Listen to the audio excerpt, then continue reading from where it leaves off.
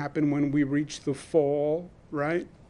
Cold weather, more people indoors, more people are now traveling. There has been a change in behavior among people. They've been informed, they've been educated, they've learned, they've changed their behavior. We have government policies on what businesses operate, how they operate, and that has had an effect. So the chessboard has really changed. And then we are coming into the holiday season, and the holiday season is going to have a profound effect. It already has. When people started to travel for the holiday season, when they started to travel for Thanksgiving, when students started to go home, when people started to shop, when they started to move around, increased mobility, increased social activity, increased viral infection rate.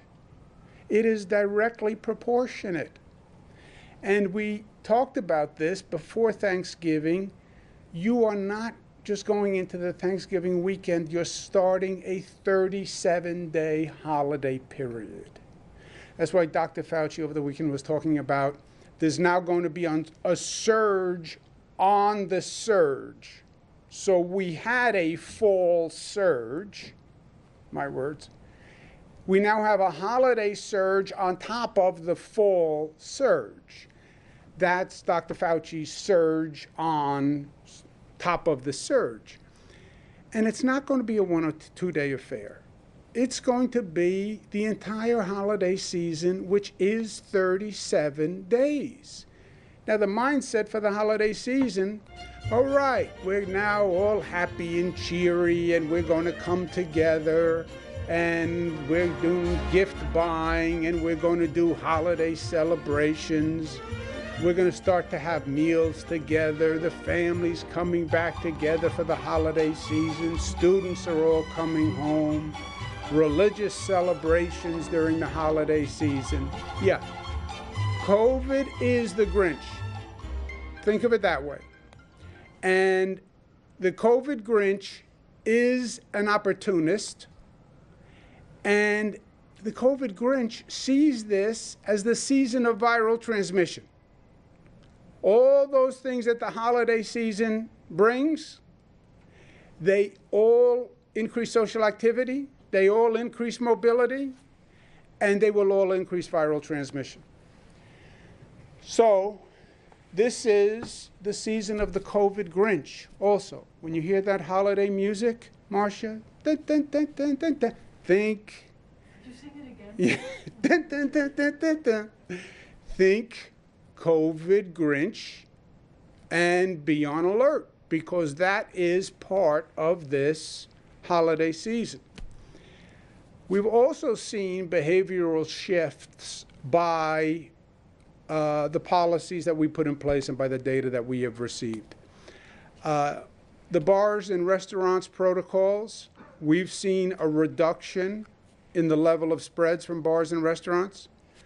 We've seen a reduction in the level of spread from personal services, hair salons, etc.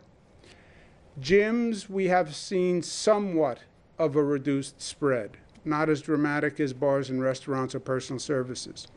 Mask wearing, great. New York, first state in the nation to have a mask mandate. Our mask compliance is up near 98%. Great. And all social action. The school protocols and the school testings, great, highly effective. Astonishing how low the levels of infections are in schools, especially K-8.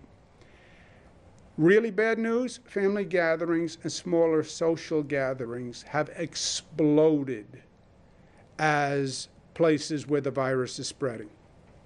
So we understand the cause, we understand the effect, and we understand the effect is dramatic. And this is the bottom line on all of this. COVID rates go up.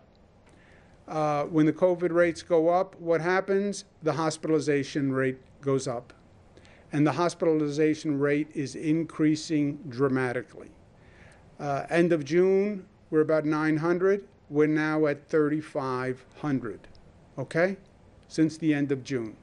And that is before feeling the effect of the holiday season. So this, my friends, is the problem. And we are seeing the rise in hospitalizations all across the state. And it's not a situation where it's only happening in one part of the state, and then we can shift resources from one part of the state to the other. Remember, the first go-around, it was primarily New York City downstate. We had upstate resources that we could share with downstate. That is not the case this time. It is statewide. So we will have a limited ability to bring resources from upstate to downstate, like we did in the spring, or from downstate to upstate, because literally every region is dealing with a hospital issue now. And you look at those curves. They're all going up at an alarming rate. So in the new battlefield, hospital capacity is the top concern, period. It's about hospital beds, it's about ICU, and it's about having enough staff and enough equipment. That is the effect, and that's what we're going to have to deal with. We have 5 strategies that we are announcing today and that we are putting in place. First, we're going to shift the focus to the number of hospitalizations and hospital capacity. We're going to add to our zone designations, the yellow, orange, red, the hospitalization rate. We know by address where people are coming from who are going into the hospital. The death rate, the case rate, the available hospital beds in that community, the available ICU beds, and the available staff. We are now worried about overwhelming the hospital system.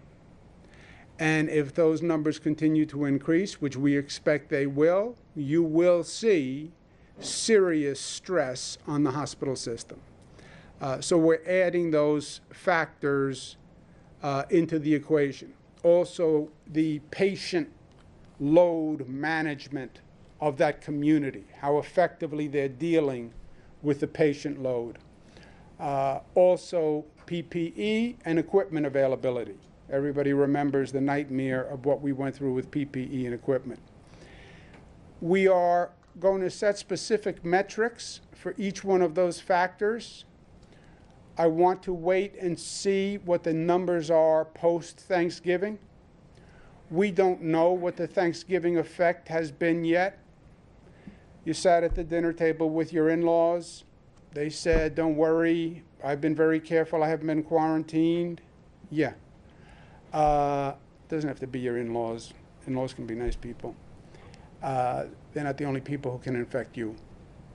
Thanksgiving, you'll see 3, 4, 5, 7 days until you see people who were infected during Thanksgiving or during Thanksgiving travel. So there'll be a week to 10-day lag before we see that number come to effect. We're also talking to the hospital administrators across the state. We want to know exactly where they are with their hospital today, with their capacity, with their PPE, etc. We learned this lesson the hard way. We have about 54,000 hospital beds in this state. We were told that we would need 120,000. We lived this nightmare. We learned from this nightmare.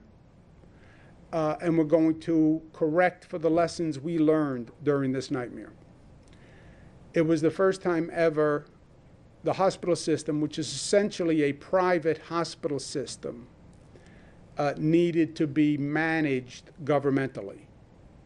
And that was a very difficult transition. But we learned from it.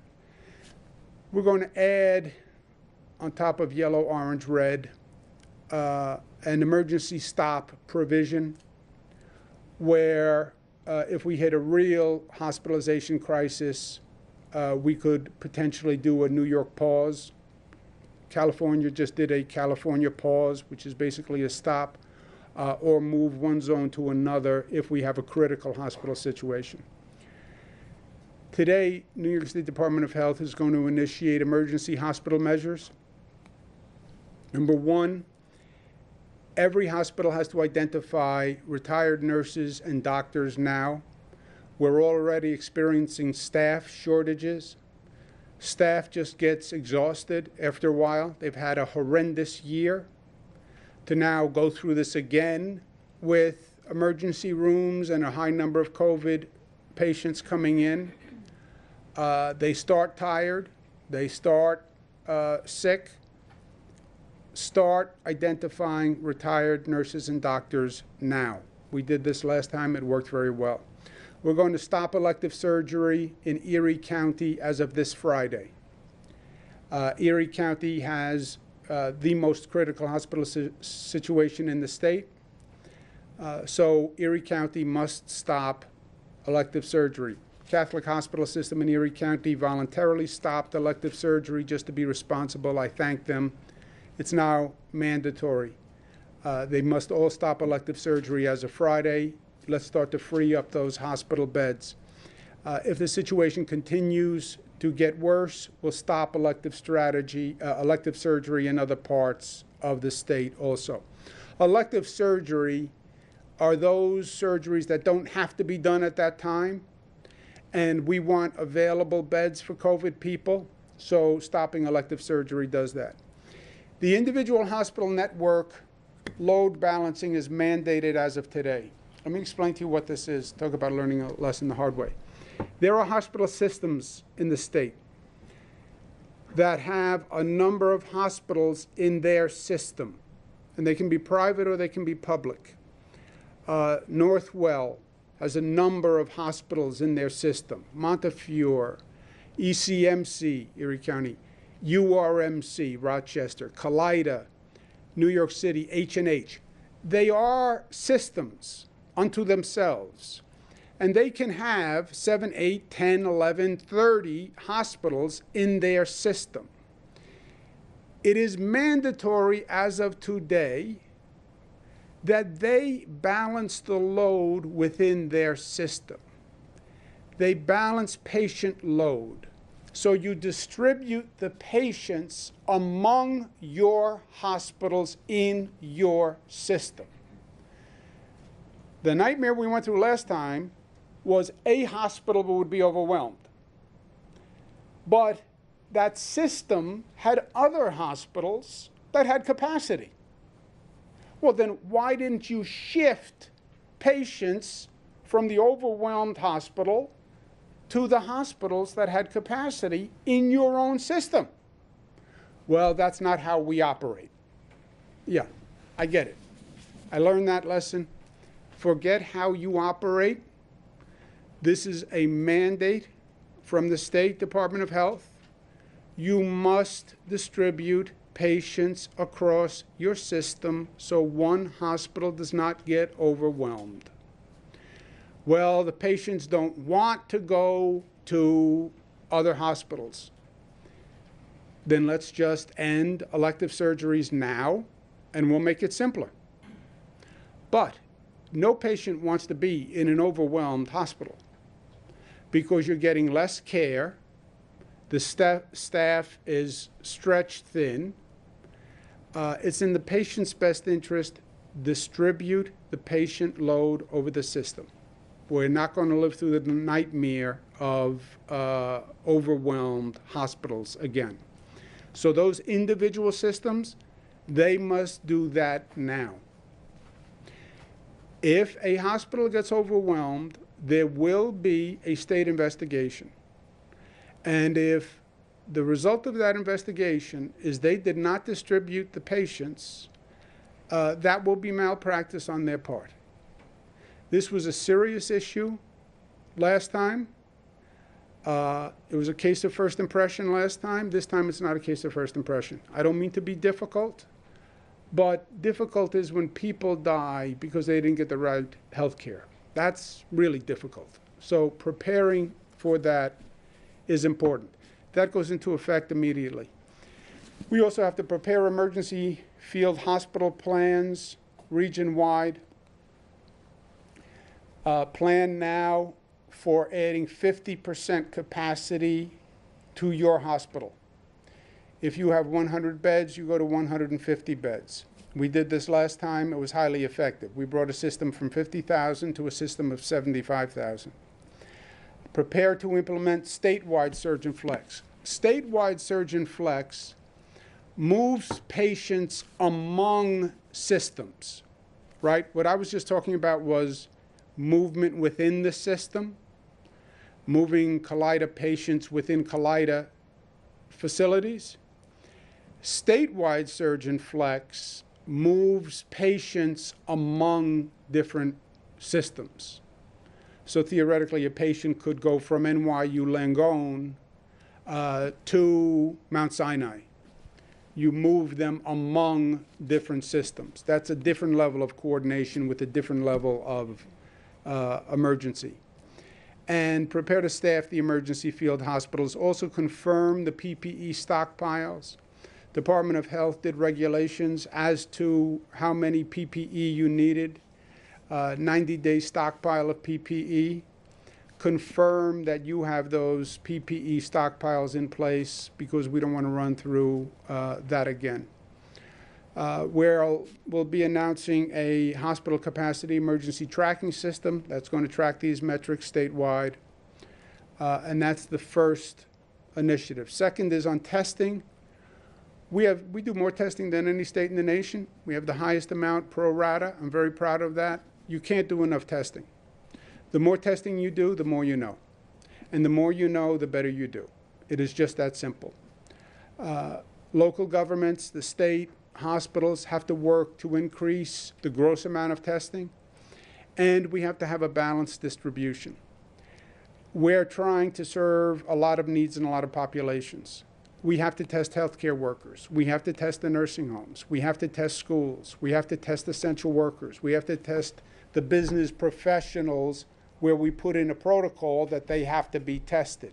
We have to test the personal services protocols. And you have general population of students who come home. They want to make sure they're not infected. People just went to Thanksgiving. They get a cough. They want to know if they're infected. The localities have to distribute the testing equally or fairly among these groups. Essential workers, they're out there every day. The police, the fire, they have to be tested. There's not enough tests to go around. I get it. But we have to be fair in the distribution. And local governments have to work on coordinating that. Third, keep schools open. All the testing says schools are safer than the surrounding community. We focus on special ed K-8, doing testing in schools on a sustainable basis for long-term operation. If they're in an orange or a red zone, the state mandate is 20% over a month. Red zone 30% over a month on a rolling basis. They're doing weekly testing. They can pool test. Again, we're very aware of the need to balance the tests because a lot of people need tests. The local district can exceed the minimum state testing level, but they have to make sure that they are meeting their other needs also. It's not enough to test all students and not test essential workers. Test all students, but not test all nursing homes. Test nursing homes, but not test schools. You have to fairly distribute the tests. We've talked to all sorts of experts all across the country. No state has the testing school protocol that we have in place. No state and no city. So we feel good about that. We have a mandatory close level for school districts. School districts can close lower than the state threshold. We've gone through that in various parts of the state. Our advice is you don't.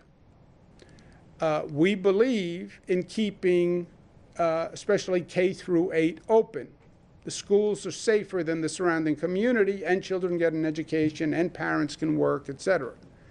But we understand local school district prerogative. They can close below our level. The small gathering spread is now the #1 spreader, about 65% of all cases. This is a dramatic shift. Part of it is the holidays.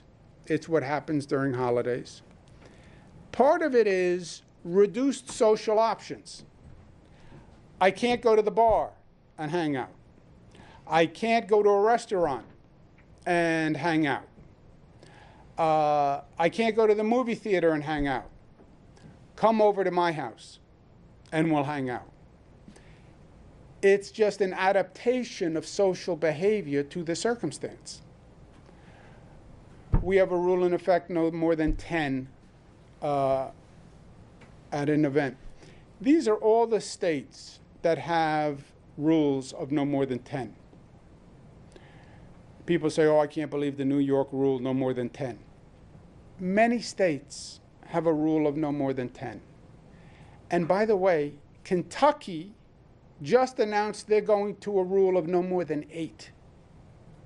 This is a nationwide problem.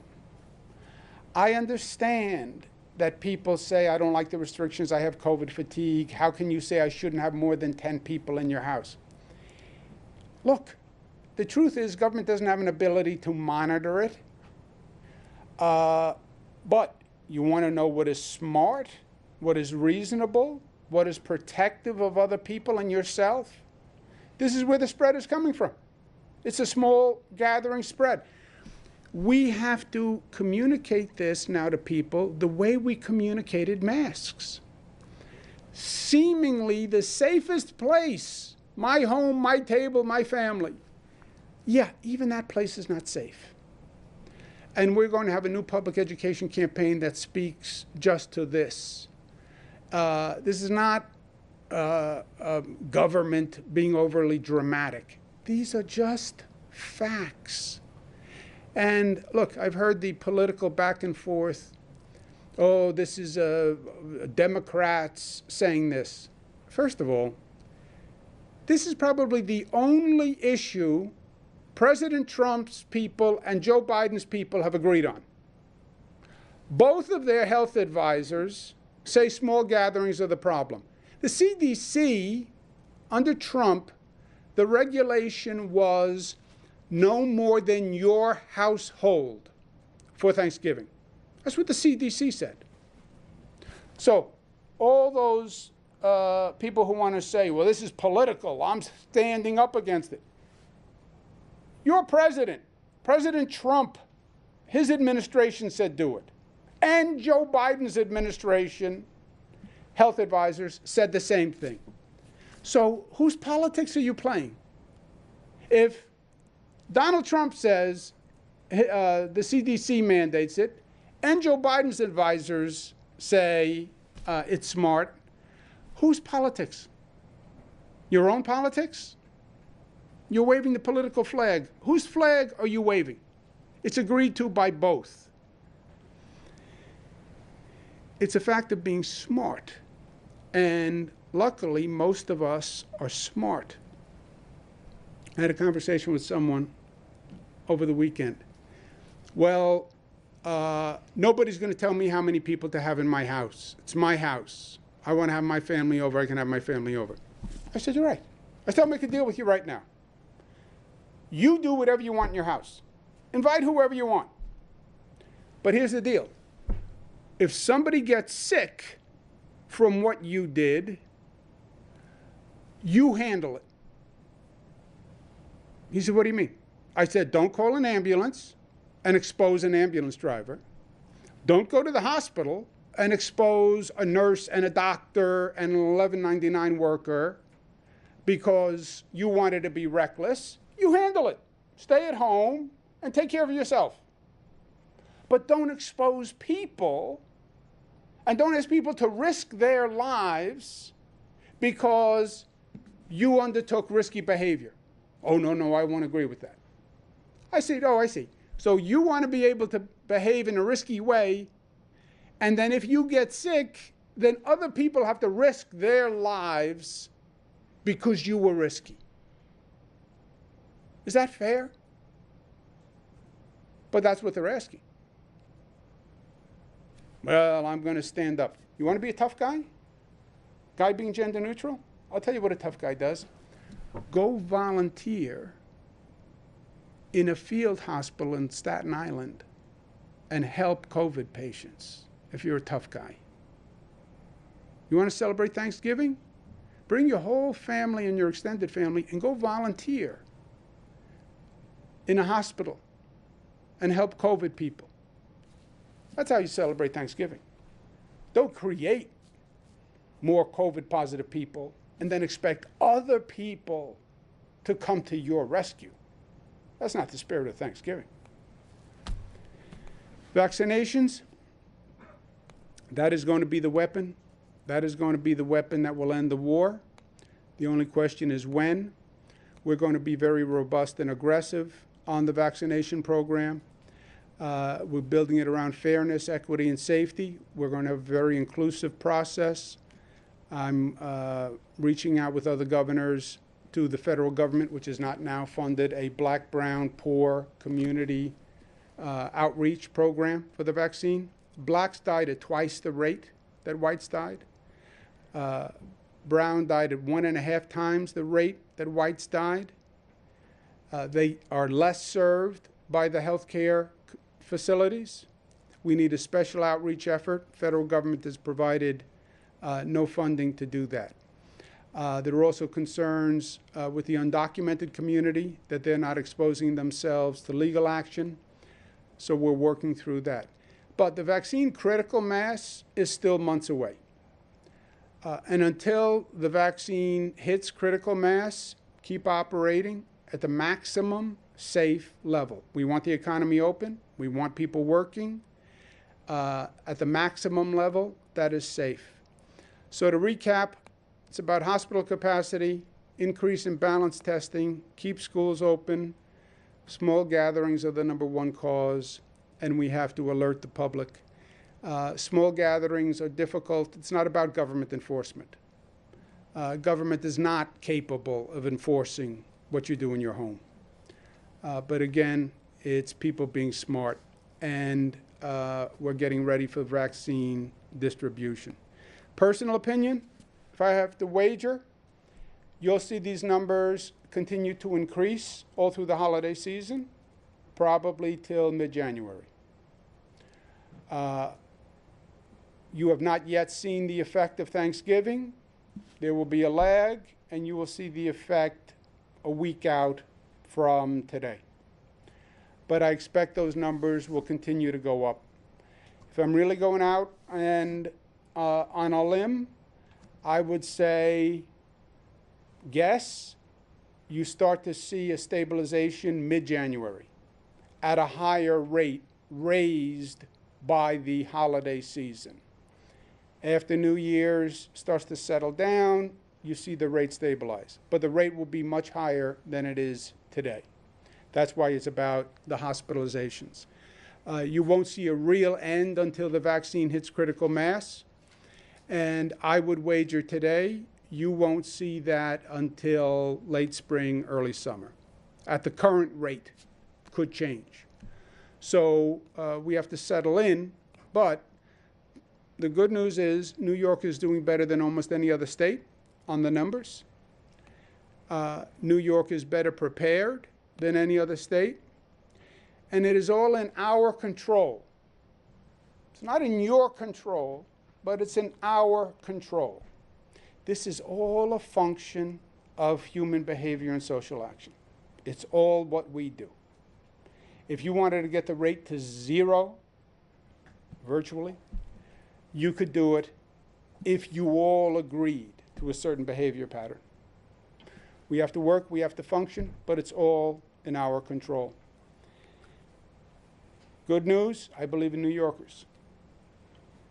They did this before at a much harder level. with less notice, and we'll do it again.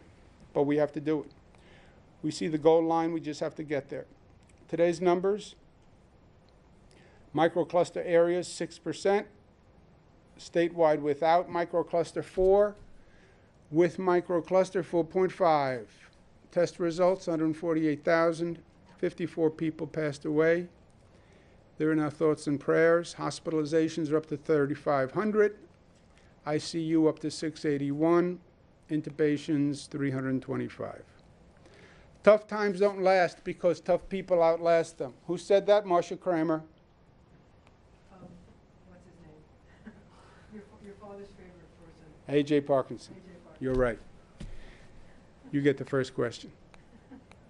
Because I've heard A.J. Parkinson. At one point. So I actually have. Oh, I'm sorry. You still get the first question. But we have a number of guests who are with us on the Zoom call, and we're going to hear from a couple of them. We're going to hear from Ken Rasky and Mayor Bill de Blasio and County Executive Ryan McMahon from Onondaga County. We also have with us Michael Dowling, Beatrice Grouse, who's the head of Haney's, the Health Association of New York State, County Executive Adam Bello from Monroe, Steve Ballone, County Executive Suffolk County, Laura Curran, County Executive Nassau County, George Latimer, County Executive Westchester County. I want to thank them all for all their help over the weekend. I would never have thought to call you over a holiday weekend and bother you, but Commissioner Zucker said I had to. Otherwise, I would never have done it because I don't believe in that. You know, I'm a 9-to-5 kind of person myself. So thank you all for allowing us to bother you because the Department of Health mandated. You know how that is, Mike Dowling. But let's hear from, we'll hear from Ken Rasky and then Mayor de Blasio and then County Executive McMahon. What do you think, Ken Rasky? And thank you for all your good work. And B. Grouse, thank you for all your good work. What do you think about the hospital situation and what we are looking at, Ken? Well, good afternoon, Governor. I think you're right on target. The hospital capacity issue has gone to the top of the agenda again. The spring was brutal. You make no bones about it. We were all worried about replicating the situation we saw so vividly in Italy with people lined up in the hallways. That never came to pass, thank God. We learned a lot, sir. We learned an awful lot. And working hand in glove with the New York State Department of Health, with your office particularly, we've come to terms with a lot of issues that we were confronting in the spring, such as PPE, the stockpiling of PPE.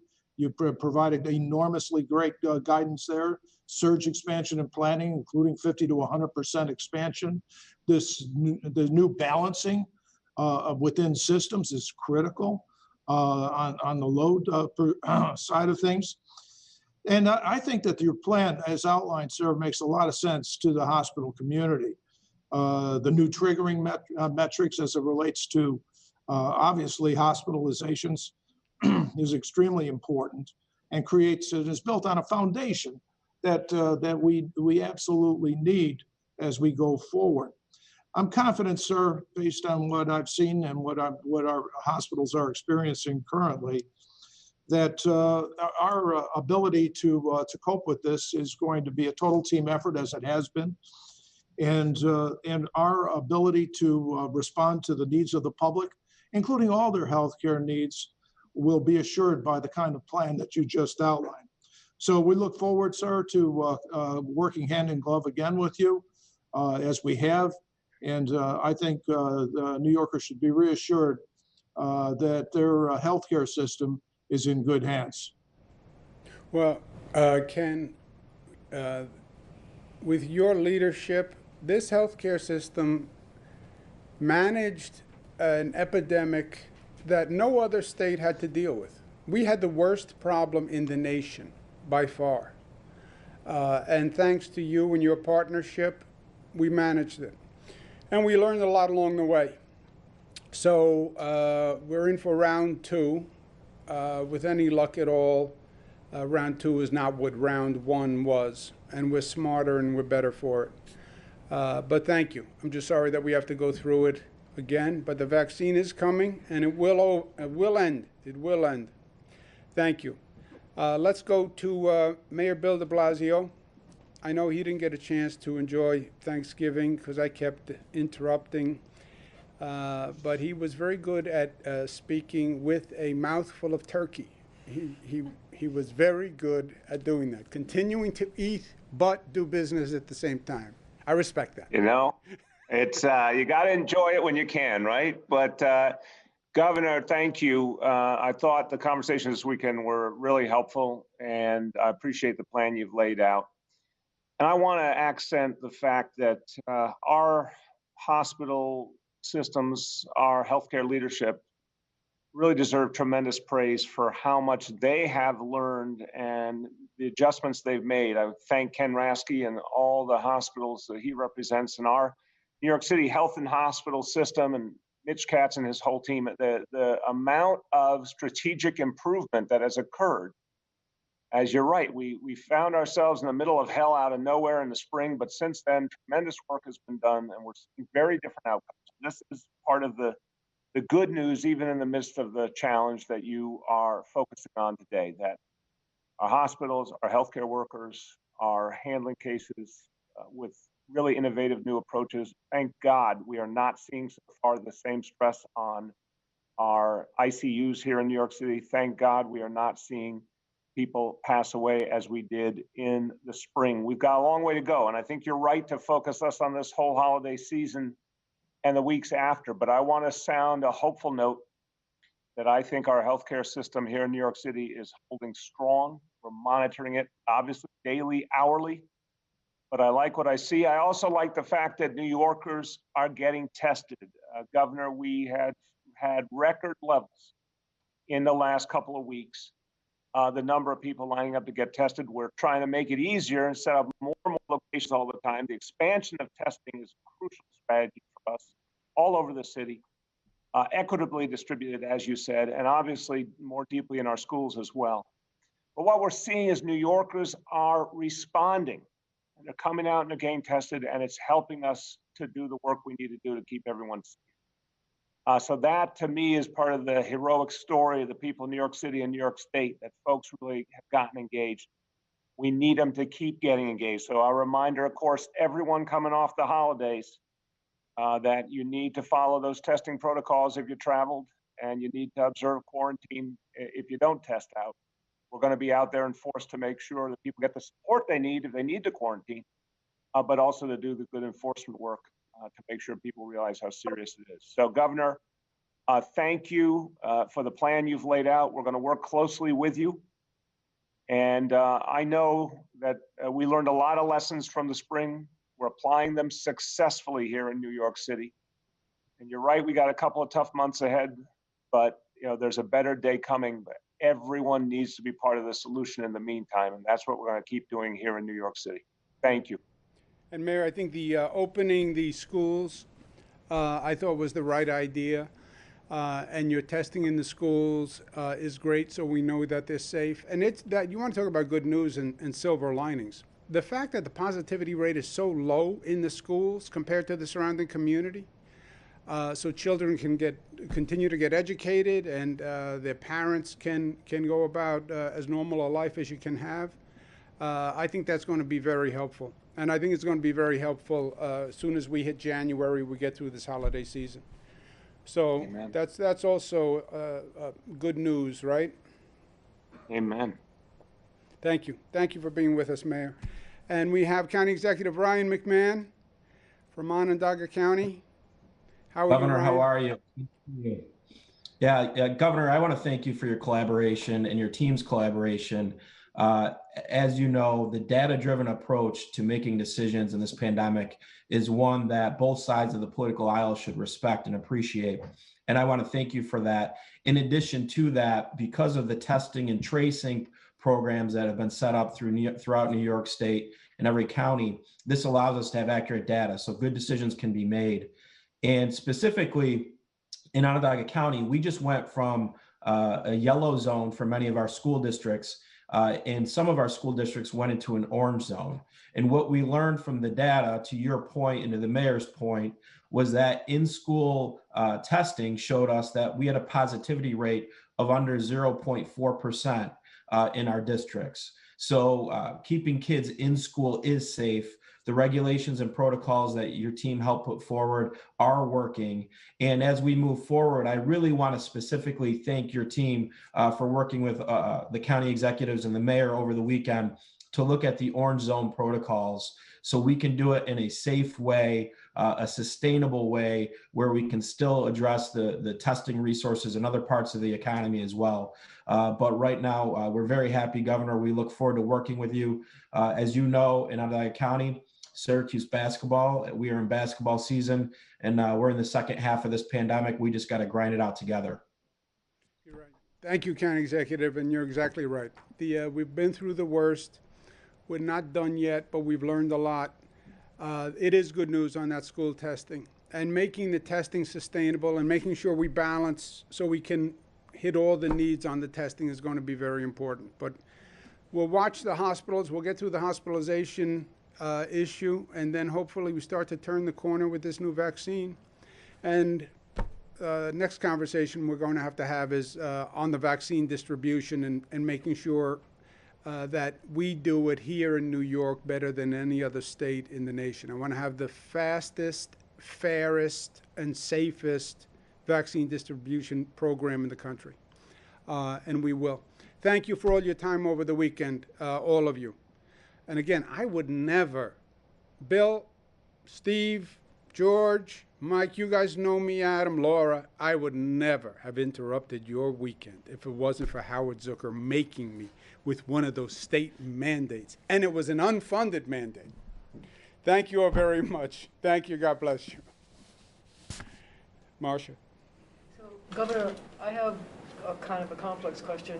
About a couple of weeks ago, you said that as testing numbers went up, you might have to turn the valve a little bit to reduce some functions like indoor dining, gyms, salons, and in New York City especially, the numbers are going up almost every place except Manhattan.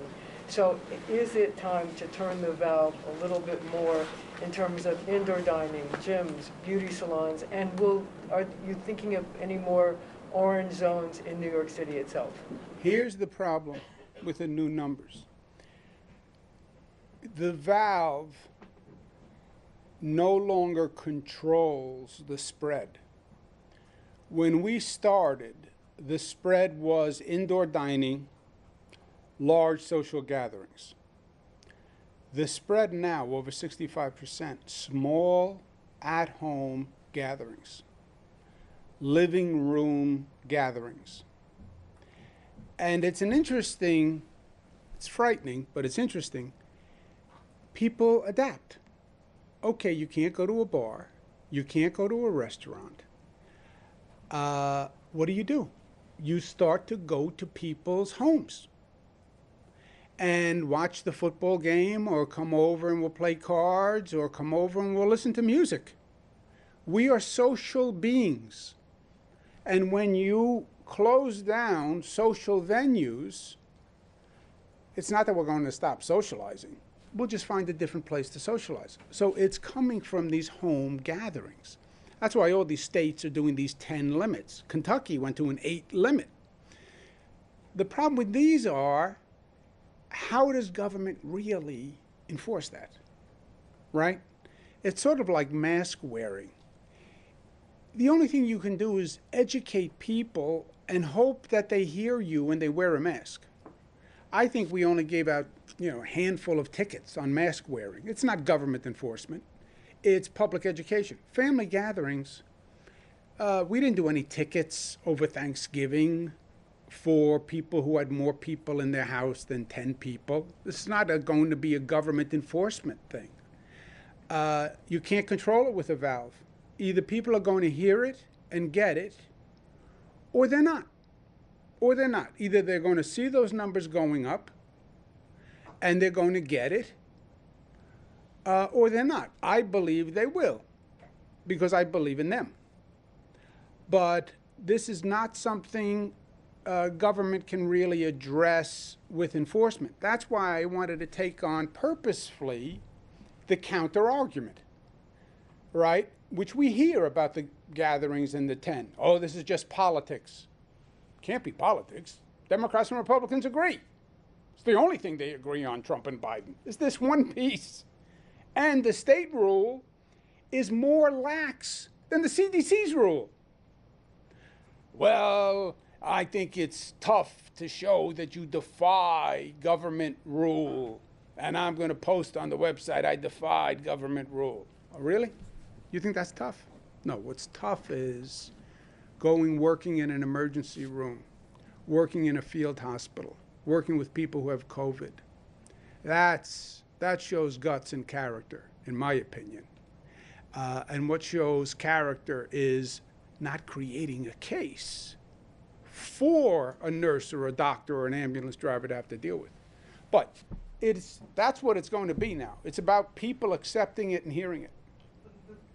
In your presentation, you reserved the right to do another New York pause, which in a sense is another lockdown. So are you now giving up on closing indoor dining and salons and gyms and saying, if the numbers go up, the only solution is a lockdown? No. Before you get to hitting the pause button and closing everything, you can have additional restrictions, and an orange zone does that, et cetera. But those numbers are relatively small compared to the small gathering spread. That's where it is coming from. Once you get past that, you're talking about a few percentage points here and a few percentage points there. So you've given up on restaurants and gyms and No. The orange zone has additional restrictions on restaurants. A red zone has additional restrictions on the restaurants and the gyms, et cetera. We still have the yellow, orange, red. Are you going to declare more orange and red zones in New York City because the numbers are so high? Well, as the numbers go up, I want to add to those numbers the hospitalization rate, because the most critical communities are going to be those where the hospital is overwhelmed, right? And that's what we want to focus on. Remember, Ken Rasky mentioned Italy. Remember what we went through like in Elmhurst Hospital, right? Where the hospital was overwhelmed because that community overwhelmed that hospital. That's all that happened there. It gets into well, why didn't you distribute patient load across your system? We learned that lesson. But Elmhurst was overwhelmed from that community. The numbers at that time that Elmhurst happened are not that different than the numbers today. How striking is that? Do you have those numbers? So March 23rd was that week in early March. There was 3,500 people with COVID hospitalized statewide on March 23rd, which is the same number that we have today. Do you get that? The day Elmhurst overflowed, let's call it, collapsed, the same number of COVID people were in the hospital system as today. 3,500 on both days. But Elmhurst collapsed. How did that happen? That community had a rate that was growing that you did not notice, that then went into one hospital. That hospital did not distribute across the system and was overwhelmed.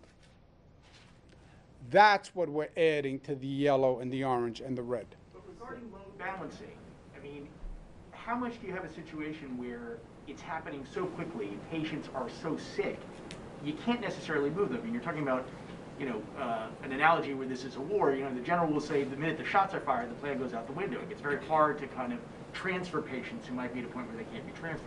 Zach, I've had this discussion at length. Yeah, I hear your point. This is the argument we had every day in the spring with these hospital administrators until 2 o'clock in the morning. You have 10 hospitals. You knew the rates were going up in certain areas among those 10. Now, you want to say you only had 1 week notice, 6 days notice, 5 days notice? You knew the rate was going up. And rather than letting them walk in the door in that hospital, when Zach came to the door, why didn't you say, Zach, I'm going to put you in a van and take you 3 blocks away to my other hospital that has capacity? Well, that's not the way we normally do it. You know, that bureaucratic mindset, whether it's in government or large hospital systems, that's not how we operate. And that's when we came up with Surgeon Flex, which is throw the book out on how you operate. I don't really care how you operate anymore. So what we're saying today is among those systems, because they understand exactly what I'm talking about, because we had this discussion. In the spring, everybody said, oh, well, nobody told us. Balance among your 10 hospitals today. Today. You have 10 hospitals? They should all be at the same capacity. You know what hospital has the highest rate of COVID patients because you went through it in the spring? Make sure that hospital and the ones surrounding it have reduced bed count now so you have capacity. Balance that load among the 10, wherever there's a hospital system. Surgeon Flex is the next level, where the state comes in and says to you, you have 10 hospitals. Your 10 hospitals, I need you, you're in the Bronx, I need you to take people from Buffalo because Buffalo's overwhelmed. And I'm going to bring down 100 people from Buffalo. That's statewide Surgeon Flex, where you shift among systems, which was a wholly inconceivable concept. You know, I'm going to take Northwell people and send them to Mount Sinai. That's Surgeon Flex. Northwell, you're going to send nurses to Mount Sinai. Northwell, you have to send PPE masks to Mount Sinai. That's statewide Surgeon Flex, which was just an incredible level that was inconceivable. All we're saying today is we're enacting that within your network, you must balance the load. And you went through the spring, Zach, so you know the numbers. It's going to be the same communities. And you've been watching the numbers go up. Well, we operate each hospital as if it's its own thing. Yeah, not in a crisis. You don't. When it comes to using the Hold on a second, Peter. Go ahead. when it comes to using hospital metrics, what are the specific thresholds and data points that a region now needs to hit to enter one of the colored zones, and how do you reconcile that with positivity rates? Are we totally ignoring positivity No, rates? it's going to now? be in addition to the positivity rate. Those numbers we're going to set this week. We're awaiting the Thanksgiving results. And we're doing it with hospital administrators. In other words, I don't believe the Thanksgiving wave has hit yet. You need 7 to 10 days. So I don't believe we've seen the hit from Thanksgiving. Now, is that going to be harder in New York City or Long Island or parts of Erie? I don't know. But during this week, we'll see the Thanksgiving impact, and we'll be taking an inventory of each hospital to find out exactly where they are in terms of availability. Because capacity is how many beds do you have available today? How many beds could you make available if you load balance with your other hospitals? How many beds could you have if you canceled elective surgery? How many beds would you have if we mandated you add 50%? Add all that together, and now that's your capacity. And we need to see the results from Thanksgiving, because I think they're going to be dramatic. So do you expect fewer or more orange zones in the state, given this new layer of using hospitalization numbers as part of this strategy? Like if we were depending solely on positivity rates before and the numbers were increasing, there were more shutdowns on the horizon. But now with hospital metrics being involved, do you expect fewer or more colored zones? They'll be different because they'll be also adding the hospitalization capacity. Our positivity rates are going to be surpassed in a matter of time. They were all best case scenario and artificially low. 3%, just think of the number 3%. There's no state in the nation that's at 3% anymore. It's only Vermont and Maine. At one point, you have to understand that recognize the reality that the cases are going to go up. I want to make sure our number one priority is hospital capacity. That has always been my nightmare.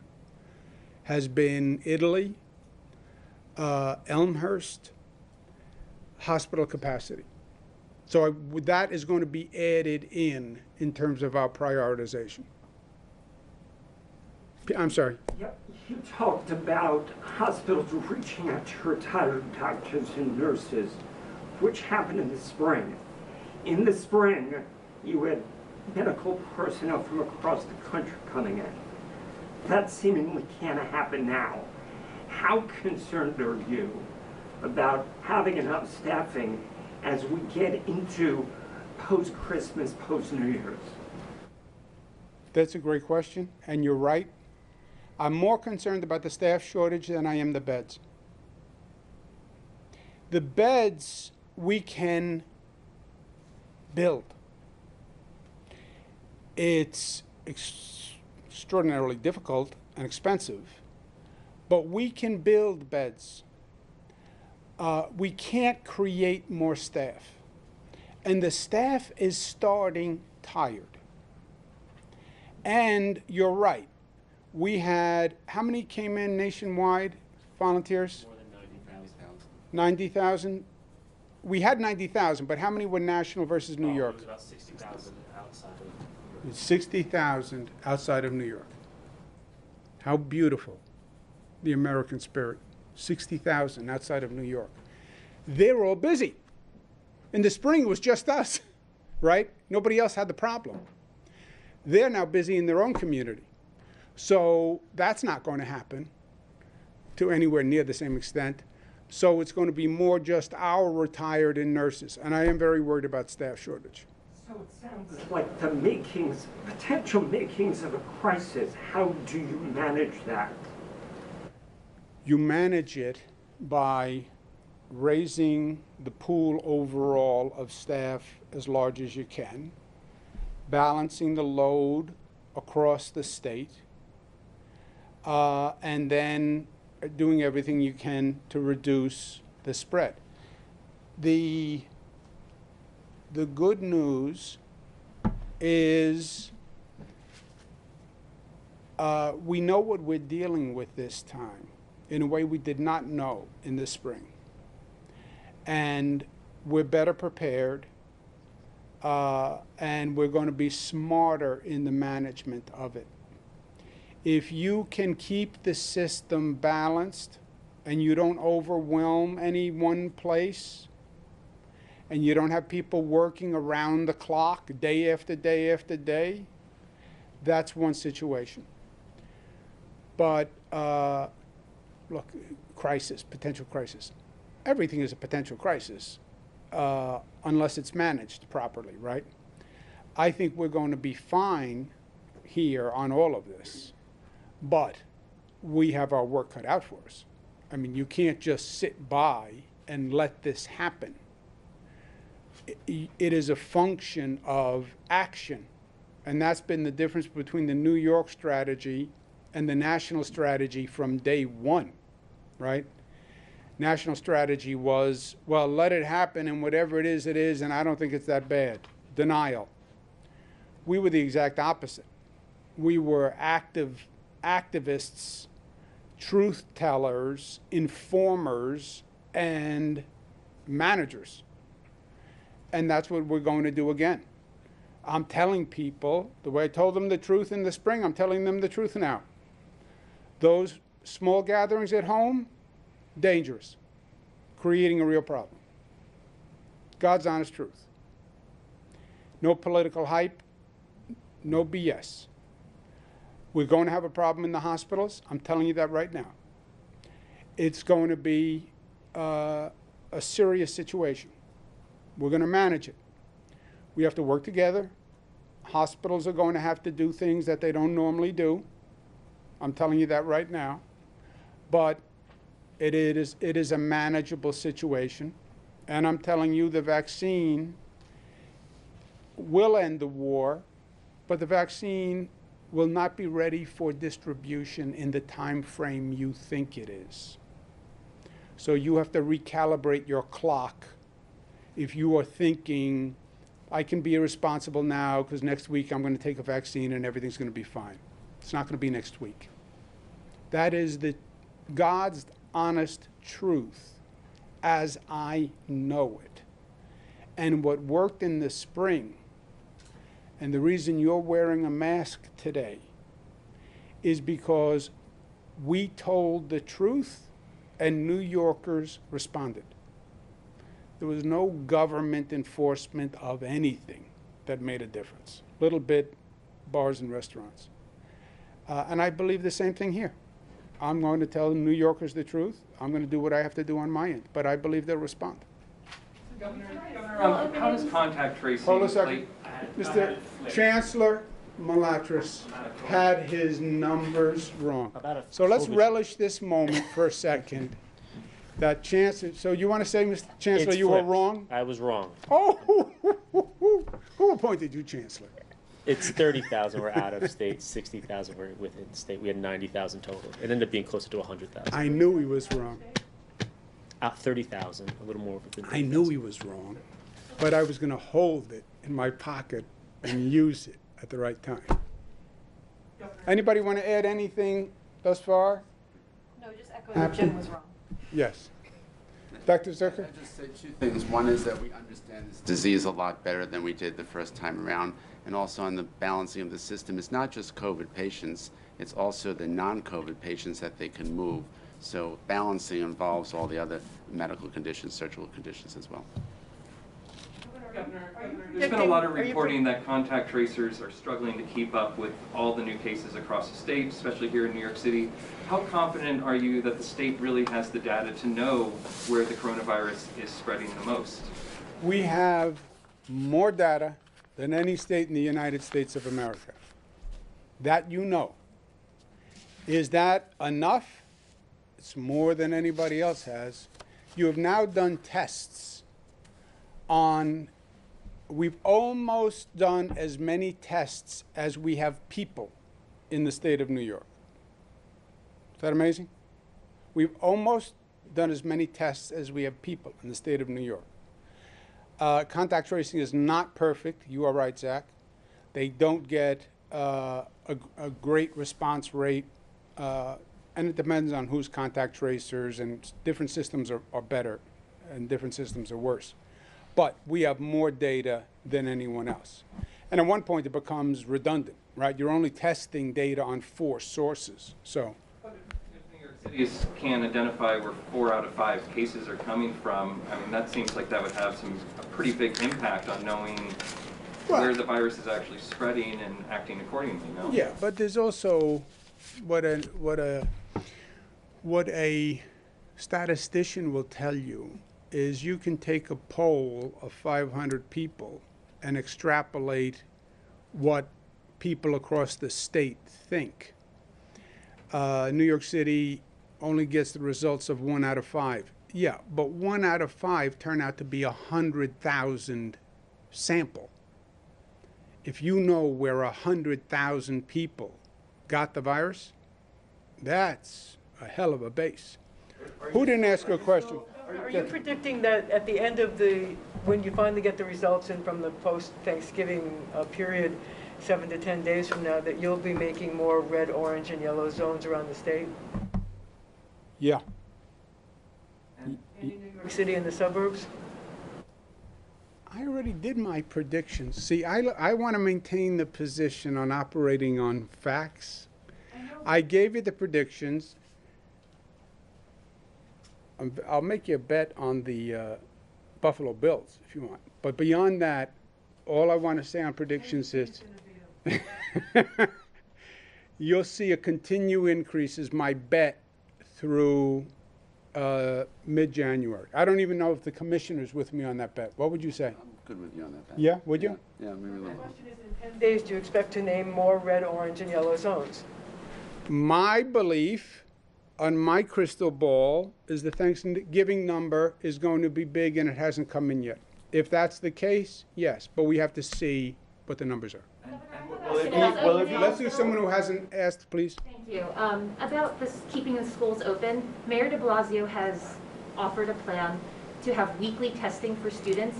So if those students are in an area that turns into an orange zone, are they then going to have to close the school for 4 days the way the state has and then reopen again, or can they stay open? Who wants to answer that? They can stay open.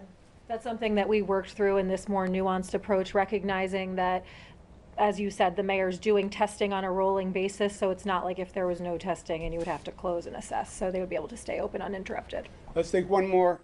Yes, Lady. Governor, I had a question for you. Noreen Chaudhary from Pix 11. I know we can't see each other because of the masks. I had a question in regards to Queens hospitals. You mentioned Elmhurst. These were the hospitals that were most overwhelmed at the peak of the pandemic. We spoke to a number of them last week, and they talked about so many of those hard lessons that were learned.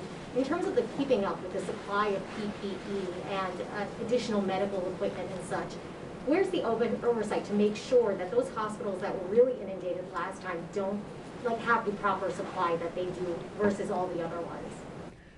You want to answer that, Dr. Zucker? Sure. We monitor this on a daily basis to make sure that they have enough PPE. They're supposed to have 90 days worth of PPE. We're tracking that. We're in contact with all the hospital administrators on a regular basis as well, and also on all the numbers about how many patients are in the hospital, how many COVID patients in the hospital, what we've seen in the ER. And on a regular basis, I reach out to the hospital administrations to be sure that we know exactly what their problems are ahead of time. But let me give you, for instance, what happened on lessons learned. The PPE, these masks, hospitals, they're actually bulky because they use tens of thousands of these. They were so available, hospitals just didn't really stockpile them because you could get them delivered the next day from any number of vendors. It was inconceivable that these would become on short supply. A mask, by the way, N95, that we were paying 70 cents for pre-pandemic, we were paying $7 for towards the end. Just think about that. We have since mandated that a hospital has to have a 90-day supply of these and everything else at the rate of the height of the pandemic. Okay? So take your high caseload during the pandemic. You have to have a 90-day supply of PPE by department regulation.